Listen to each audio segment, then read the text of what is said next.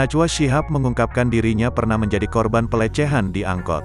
Kejadian tidak menyenangkan terjadi saat presenter dan pendiri narasi TV itu masih duduk di bangku SMA. Najwa Shihab menceritakannya lewat unggahan Instagram @najwashihab.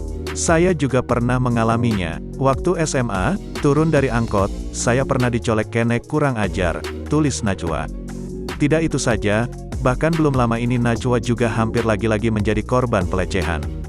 Namun ibu satu orang anak ini berhasil menghindar. Belum lama ini, waktu lari pagi di area terbuka, pengendara motor sempat berusaha menggapai. Saya menghindar dan menepis tangannya, tulisnya.